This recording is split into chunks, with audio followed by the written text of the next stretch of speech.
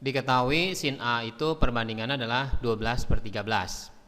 Untuk pi per 2, untuk A-nya itu diantara pi per 2 sampai pi. Maksudnya A itu diantara pi ini adalah 180 derajat dan pi per 2 yaitu 90 derajat.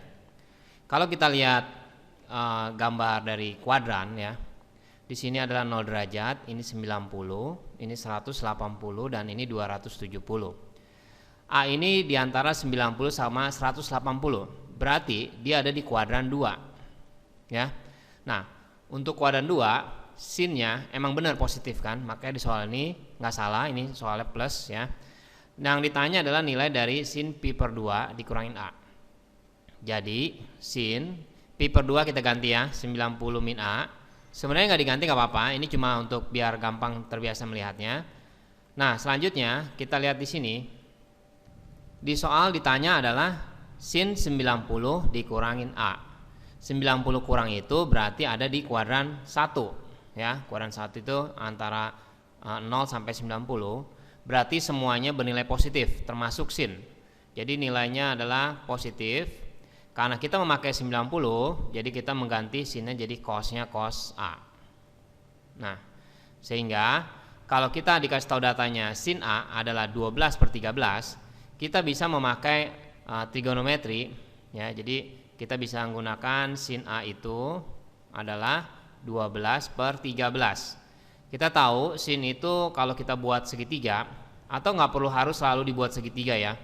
Jadi tapi ada juga yang merasa nyaman kalau buat segitiga dulu, itu nggak masalah. Jadi kalau misalnya sudutnya A, berarti sin ini aturannya adalah depan per miring, di mana depannya itu adalah angka 12 ya, dan miringnya berarti 13. Karena ini siku-siku, kita bisa mencari Pitagorasnya, yaitu 13 kuadrat yaitu 169 dikurangin 12 kuadrat 144 ya.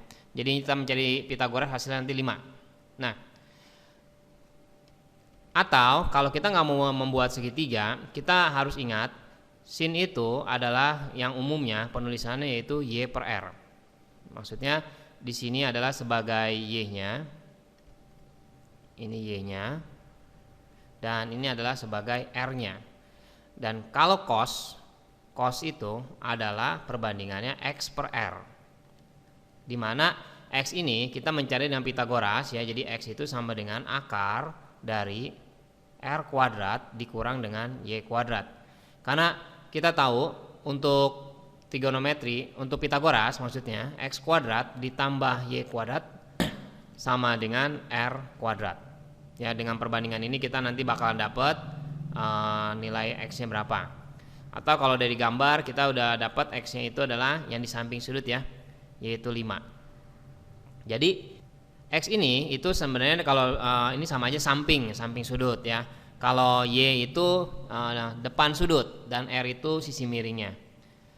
Nah, karena kita udah mendapatkan x-nya yaitu nilainya 5, berarti kita mencari rumus cos-nya adalah x per r ya, atau kalau kita gambar dari segitiganya kita tahu samping per miring, dimana sampingnya adalah 5, miringnya adalah 13. Tapi kalau kita mau mencari pakai simbol x per r, x-nya itu berarti adalah 5, miringnya 13, sama aja ya. Nah, cuma yang ditanya adalah ini adalah cos A-nya. Untuk cos A-nya itu adalah 5/13.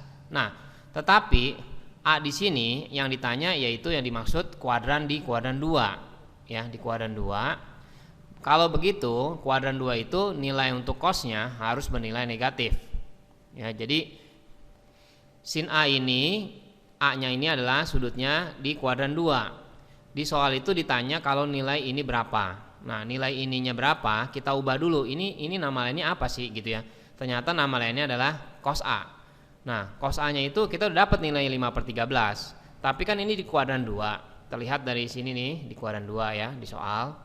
Berarti kita harus menambahkan min di depannya. Karena dia termasuk di kuadran 2.